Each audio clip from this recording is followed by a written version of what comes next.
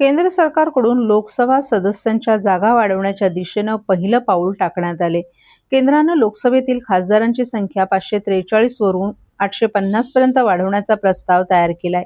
या विधेयकाचा मसुदा खासदारांना देण्यात आलाय. त्यामुळे प्रलंबित असलेले महिला आरक्षण कायदा लागू करणे आणि मतदारसंघ पुनर्रचना प्रक्रिया सुरू करण्याचा मार्ग मोकळा होणार आहे. सूत्रांनी दिलेल्या माहितीनुसार संसदेचे विशेष अधिवेशन बोलवण्यात आले. त्या काळात घटना दुरुस्ती विधेयकं मंजूर करण्याचा विचार सरकार करत आहे. केंद्र सरकारने संसद आणि राज्याच्या विधानसभांसह महिला आरक्षणाशी संबंधित 33% आरक्षण कायद्यात दुरुस्ती करण्यासाठी आणि 2011च्या जनगणनेनुसार मतदारसंघाची पुनर्रचना करण्यासाठी विशेष अधिवेशन बोलावले. केंद्र सरकारच्या मसुद्यानुसार लोकसभेच्या 815 जागा या राज्यांसाठी असणार आहेत, तर 35 जागा केंद्रशासित प्रदेशांसाठी असणार आहेत. या जागांची एकूण बेरीज 850 इतकी होते. वाढीव खासदार संख्या 2029च्या लोकसभा निवडणुकीत लागू होण्याची शक्यता आहे. केंद्र सरकारकडून मतदारसंघाची पुनर्रचना करण्याचे प्रयत्न सुरू झालेत, तर विरोधी पक्षांमध्ये याला आव्हान देण्याच्या हालचाली सुरू झाल्यात. 2011 झालेल्या जनगणनेच्या आधारावर ही पुनर्रचना केली जात असल्याचा मुद्दा विरोधक मांडणार आहेत. आम आदमी पार्टी, राष्ट्रीय जनता दल, द्रमुक या पक्षांसह इतर पक्षांनी मतदारसंघ पुनर्रचनेसाठी 2021च्या जनगणनेचा आधार घेतला जावा अशी मागणी केली आहे. लोकसभेत मांडल्या जाणाऱ्या महिला आरक्षण अर्थात नारी शक्ती वंदन कायदा आणि प्रस्तावित मतदारसंघ पुनर्रचनेमुळे लोकसभेतील खासदारांची संख्या वाढल्यानंतर महाराष्ट्रातील खासदारांचा आकडा देखील वाढणार आहे. महाराष्ट्रातून सध्या 48 खासदार लोकसभेत जातात. मतदारसंघ पुनर्रचनेनंतर ही संख्या 72 इतकी होईल. म्हणजेच महाराष्ट्रातून 72 खासदार लोकसभेत जातील अशी शक्यता आहे. 4 सालों में, क्योंकि 4 साल बाद चुनाव लगने वाले हैं, इस 4 सालों में किस प्रकार से कांग्रेस बढ़ेगी और चुनाव को देखिए, बड़ा महत्वपूर्ण सवाल आपने किया कि चुनाव 4 साल बाद होंगे, डिलिमिटेशन होने जा रहा है। डिलिमिटेशन पर भी सवाल है। 16, 17, 18 3 दिन पार्लियामेंट में डिबेट होगी।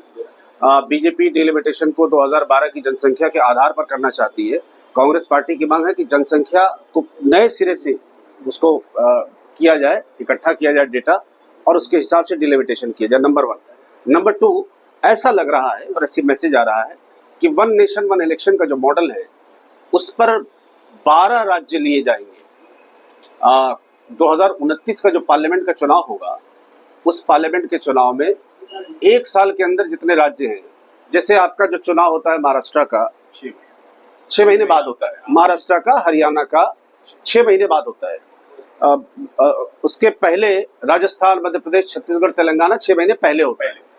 मिजोरम वगैरह भी इस बार। तो पार्लियामेंट का इलेक्शन, 12 असेंबली कॉन्स्टिट्यूएंसीज का इलेक्शन और डिलिमिटेशन, यानी 33% सीट बढ़ेगी, 33% महिलाएं आ जाएंगी।